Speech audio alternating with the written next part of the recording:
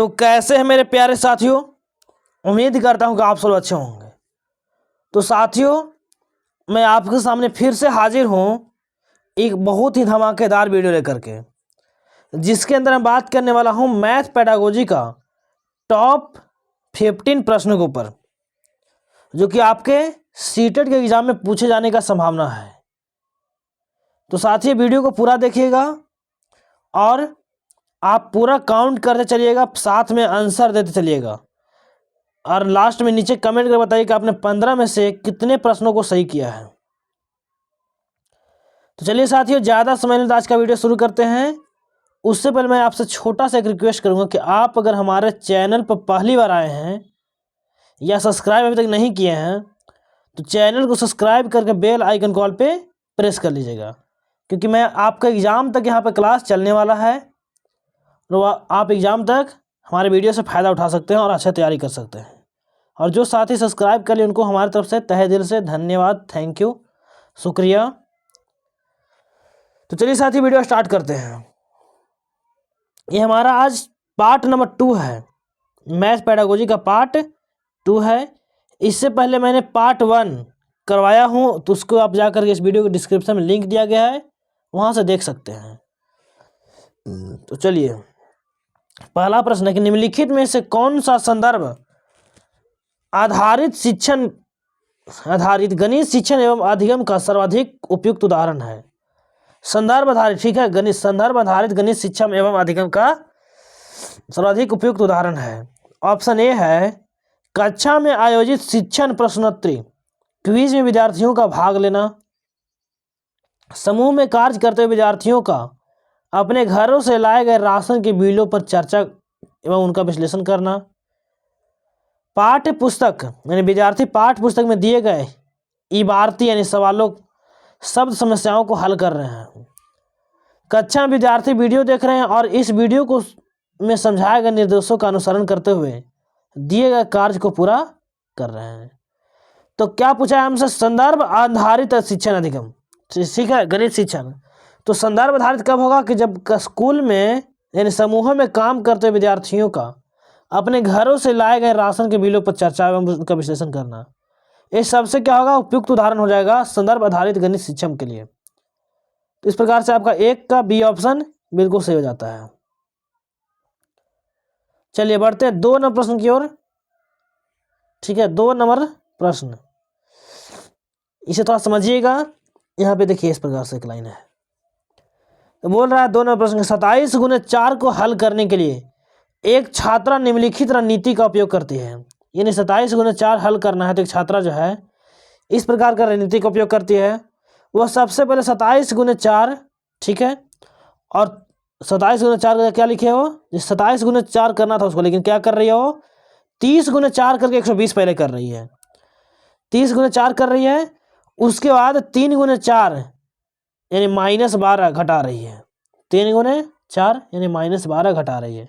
यानी डायरेक्ट 27 गुने 4 ना करके वो पहले 30 गुने 4 कर रही है यानी 120, उसको 3 गुने 4 यानी -12 फिर घटा रही है, तब कितना आ रहा है? 108।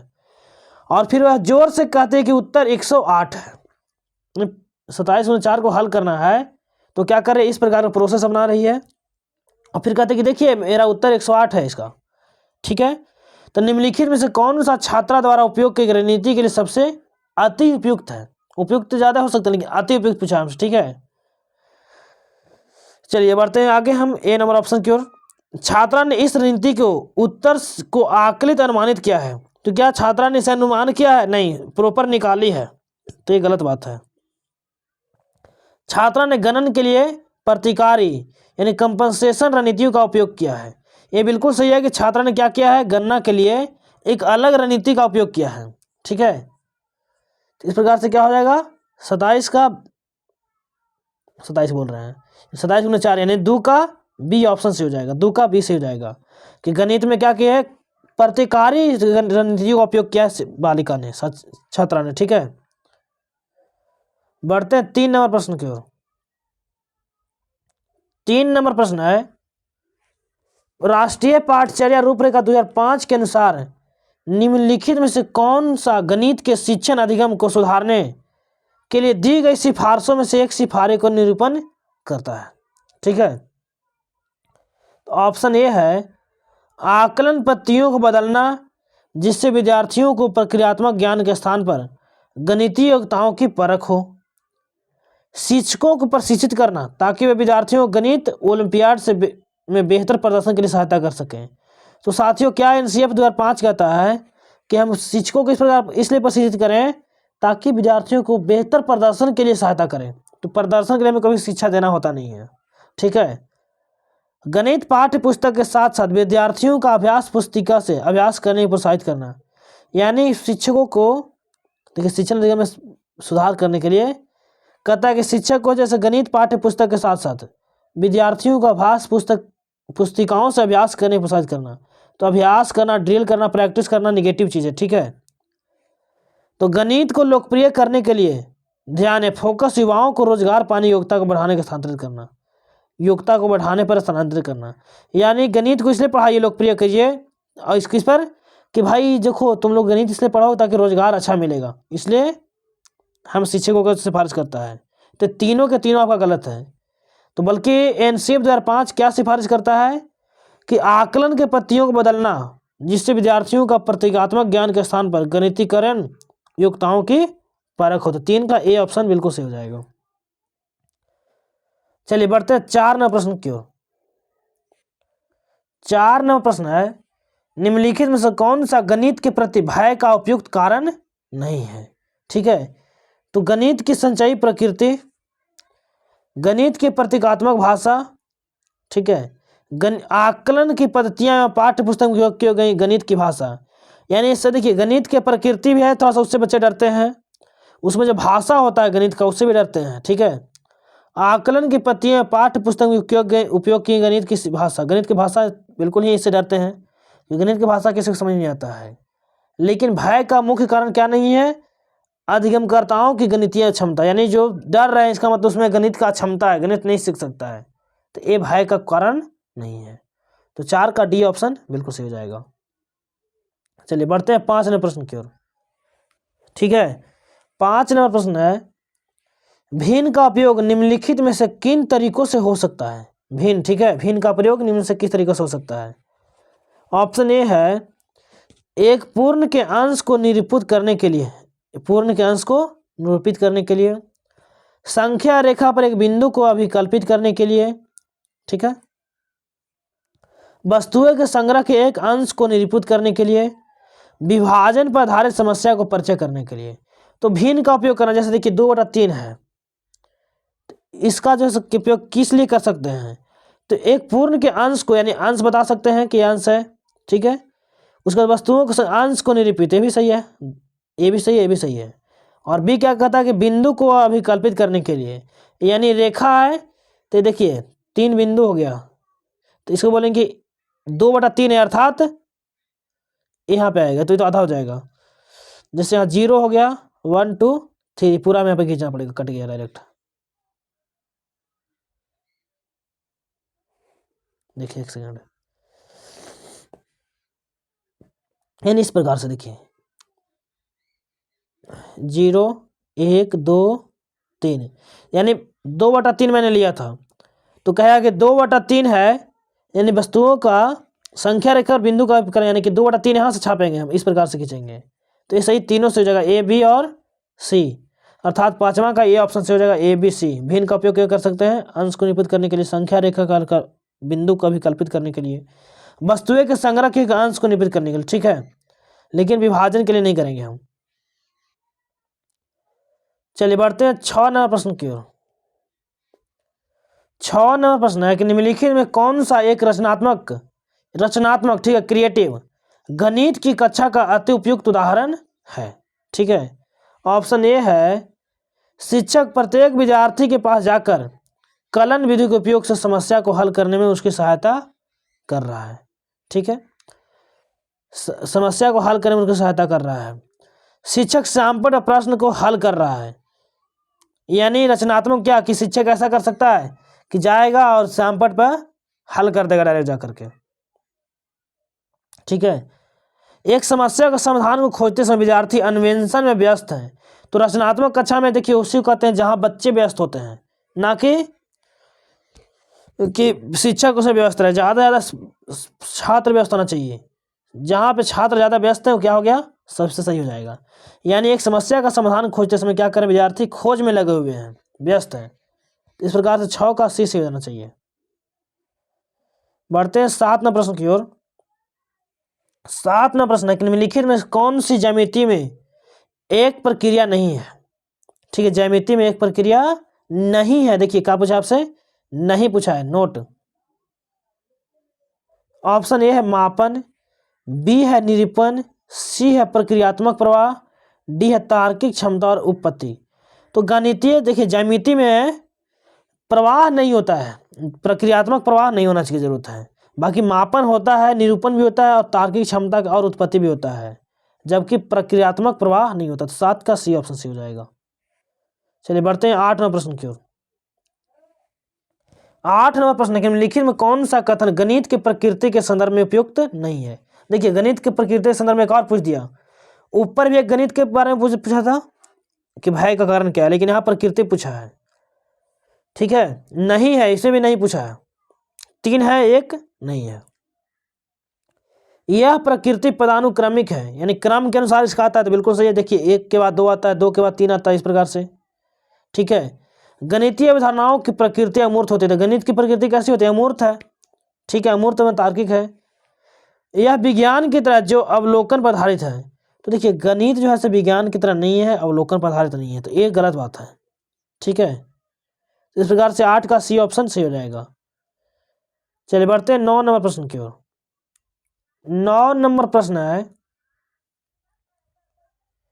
निम्नलिखित कथनों में से कौन से कथन गणितीय खेलों के बारे में सही है। गणितीय खेलों के बारे में सही है। तो ऑप्शन ए है कि गणितीय खेलों को आम दिनचर्या वाले खेलों की तरह होना चाहिए। ठीक है, गणितीय खेल बच्चों के अनुपदेशात्मक प्रतिपुष्टि प्रदान करते हैं। गणितीय खेल बच्चों में अनुमान, पूर्व ज्ञान और योजना तैयार करने वाले को बढ़ावा देता है। तो गणितीय खेल से क्या होता है, बच्चे में जो है सिर्फ अनुमान और पूर्व ज्ञान और योजना तैयार करने को बढ़ावा देता है। बिल्कुल सही बात है, यानी सी तो सही है।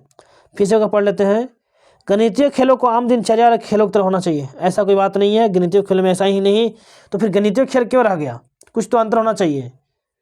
गणितीय खेल बच्चे को अनुपदेशात्मक प्रतिपुष्टि प्रदान करता है, ये बात सही है। इस प्रकार से बी और सी सही होना चाहिए, बी और सी सही होना चाहिए। 9 का ए सही हो जाएगा, बी और सी। चलिए बढ़ते हैं 10 नंबर प्रश्न की ओर। 10 नंबर प्रश्न है, थोड़ा बड़ा कर ले रहे हैं। राष्ट्रीय पाठचर्या की रूपरेखा 2005 के अनुसार प्राथमिक कक्षाओं में गणित पाठचर्या होनी चाहिए। यानी राष्ट्रीय पाठचर्या की रूपरेखा 2005 के अनुसार प्राथमिक कक्षा में गणित कैसा होना चाहिए, तो सुसंगत होना चाहिए, बिल्कुल सही है। महत्वाकांक्षी, महत्वपूर्ण मानक कलन विधियों पर बल देने वाले। तो मानक कलन विधियों नहीं, ठीक है, स्टैंडर्डाइज नहीं, फिक्स नहीं होना चाहिए। ठीक है, लचीला होना चाहिए गणित के पाठचर्या, लेकिन मानक स्टैंडर्डाइज नहीं। तो इस प्रकार सुसंगत और महत्वाकांक्षी होना चाहिए, ए और बी। ए भी किस में है, ए भी आपका सी में है, तो इस प्रकार से 10 का सी हो जाएगा। बढ़ते हैं 11 नंबर प्रश्न की ओर। छोटा करना पड़ेगा थोड़ा सा, बाकी चलिए सब सही हो गया। अब निम्नलिखित में से कौन सा गणितीय निदर्शन मॉडलिंग के अति उपयुक्त उदाहरण है। मॉडलिंग के अति उपयुक्त उदाहरण है। ठीक है, ऑप्शन ए है गणित कक्षा में कार्टून वाली कहानी का उपयोग करना, मॉडलिंग का उदाहरण पूछा है। ऑप्शन बी लंबाई गुने चौड़ाई सूत्र के उपयोग द्वारा आयत के क्षेत्रफल का परिकल्पना करना। एक घने वन में वृक्षों की संख्या का अनुमान लगाने के लिए गणितीय निर्देशन मॉडल का निर्माण करना। तो देखिए गणितीय निर्देशन मॉडलिंग के लिए सबसे उपयुक्त क्या होगा कि घने वन में वृक्षों की संख्या का अनुमान लगाने के लिए एक मॉडलिंग का निर्माण करवाइए। तो 11 का सी हो जाएगा। चलिए बढ़ते हैं आगे हम 12 नंबर प्रश्न की ओर। ठीक है, 12 नंबर प्रश्न है, इसे थोड़ा बड़ा कर लेते हैं, सही रहेगा। उसके बाद जाएंगे ऑप्शन की ओर। निम्नलिखित में से कौन सा प्राथमिक कक्षा के विद्यार्थियों में गणित अधिगम को प्रोत्साहित करने के लिए उपयुक्त नहीं है। उपयुक्त नहीं है पूछा हमसे, तो अवधारणाओं को उनके दैनिक जीवन के अनुभव से जोड़ना। तो देखिए गणितीय अधिगम के लिए प्रोत्साहन करने के लिए हम कोई भी चीज़ हो, चाहे गणित का अधिगम हो, चाहे हिंदी का हो, या किसी भी का, तो हम क्या करेंगे, उनका दैनिक अनुभव से जोड़ेंगे। तो ये तो सही है। प्रक्रिया के बजाय उत्पाद पर बल देना, ये गलत बात है। हमें प्रक्रिया पर बल देंगे तो बच्चा ऑटोमेटिक सीखेगा, ना कि उत्पाद पर बल देंगे। तो यही तो है। बाकी भी देख लेते हैं। शिक्षण सामग्रियों का उपयोग करके अमूर्त अवधारणाएं पढ़ाना, तो ये बिल्कुल सही बात है, ये भी सही है। तो गलत पूछा है तो बी सही हो जाएगा। बी किस में है, कुट भी दिया गया नीचे, बी सी में है, केवल बी। इस प्रकार से आपका बी ऑप्शन बिल्कुल सही हो जाएगा 12 का, बी नहीं सी ना, सी ऑप्शन। बढ़ते हैं 13 नंबर प्रश्न की ओर। 13 नंबर प्रश्न थोड़ा सा फिर से बड़ा है, लेकिन कोई बात नहीं, चलिए हो गया सही। निम्नलिखित में से किसकी गणित में विद्यार्थियों को समालोचनात्मक चिंतन को प्रोत्साहन करने की संभावना अधिक है। यानी समालोचनात्मक चिंतन यानी ओपन एंडेड, खुला प्रश्न, इसमें ज़्यादा दिमाग लगे, कब हो सकता है, इसमें ज़्यादा आंसर आता है बच्चा को। ठीक है, कुछ ऐसा पूछेंगे हम। चलिए बढ़ते हैं आगे हम ए ऑप्शन की ओर। 131 और 136 के बीच 4 पूर्ण संख्याओं की सूची बनाइए। तो ये आपका समालोचनात्मक नहीं होगा। समालोचनात्मक कब होता है कि मैंने 131 और 36 के पहले, या मतलब कुछ में ज़्यादा सोचना पड़ता, लेकिन ये नहीं होगा आपका, समालोचनात्मक नहीं होगा। समालोचनात्मक मतलब ज़्यादा आंसर, एक से ज़्यादा आंसर आना चाहिए। ये सिंपल 4 को बता देगा चुपचाप। उसके बाद 23 गुने 15 का मान क्या होगा, ये भी गुना कर देगा, तो ये भी समालोचनात्मक नहीं होगा। एक आयत का क्षेत्रफल 24 सेंटीमीटर और 2 सेंटीमीटर है, चौड़ाई 4 सेंटीमीटर है। यानी चौड़ाई क्षेत्रफल कितना है, 24 सेंटीमीटर स्क्वायर है। 24 सेंटीमीटर स्क्वायर यहाँ पे होना चाहिए 2, चौड़ाई सेंटीमीटर है 2, 4 सेंटीमीटर है। तो लंबाई कितना होगा ये भी बता देगा कि लंबाई बराबर चौड़ाई गुने जो भी है लंबाई, चौड़ाई बराबर क्षेत्रफल वाला लंबाई गुने चौड़ाई, उस प्रकार से काट के निकाल देगा। लेकिन हमें समालोचनात्मक चिंतन के लिए क्या करना चाहिए, एक से अधिक आंसर है। यानी 24 सेंटीमीटर परिमाप वाले आयत की लंबाई और चौड़ाई कितनी होगी। तो इस प्रकार से कई आंसर आएगा। जैसे पूछेगा कि 6 परिमाप ना यानी 7 5 भी आ सकता है, 7 5 भी आ सकता है, 24 लाना है तो। और भी ऐसे 5 7 भी आ सकता है, लंबाई 5 और 7 2 का आंसर आ गया। और भी कई आंसर आएगा, तो इसमें क्या आ जाएगा, डी हो जाएगा 13 का। ज़्यादा सोचना पड़ेगा, कई आंसर आ सकता है उसका। बढ़ते हैं हम 14 नंबर प्रश्न की ओर। एक समोसे को देखकर एक बच्चा उसे त्रिभुज कहता है। ये देखिए साथियों, कल भी आपका एक प्रश्न रिपीट हुआ था अगले सेट में, इसलिए मैं कहता हूँ कि आप प्रश्न को देखिएगा, रिपीट बहुत ज़्यादा होता है। उसमें वहाँ पे नाम नहीं दिया था, उसमें अस्तर दे दिया था, इसमें नाम दे दिया गया है। तो एक समोसे को देखकर एक बच्चा उसे त्रिभुज कहता है। बैन हीले के ज्यामितीय विकास के सिद्धांत के अनुसार वह बच्चा ज्यामितीय विवेचन के किस स्तर में है। तो क्या कर रहा है, अभी दृश्यकरण में है, यानी स्तर 0, स्तर 0 में है, स्तर 0। ठीक है, तो 14 का ऐसे हो जाएगा। चलिए बढ़ते हैं 15 नंबर प्रश्न की ओर। 15 नंबर प्रश्न है, एक प्राथमिक कक्षा के अध्यापक अपने विद्यार्थियों से 5036 को अंकों में लिखने के लिए कहते हैं। तो अधिकांश विद्यार्थियों ने उसका उत्तर 536 लिख दिया। ठीक है, तो निम्नलिखित में से कौन सी शिक्षण रणनीति इस त्रुटि को सुधारने के लिए सबसे उपयुक्त है। ठीक है, ऑप्शन ए है विद्यार्थियों को इसी के समान 10 और प्रश्न हल करने के लिए देना। तो ये देखिए ड्रिल अभ्यास होगा, इसको नहीं देंगे 10 प्रश्न, किस प्रकार से 10 को और लिखो, रटवा देंगे हम। विद्यार्थियों को 5000 से 51 तक गिनती लिखने के लिए कहना, उतने उत्तर को जांच करने के लिए, ये भी सही नहीं है। एक संख्या रेखा पर जिसमें 1000 के अंतराल पर अंक लिखे हैं 5036 को निरूपण करने के लिए कहेंगे, भी सही नहीं है।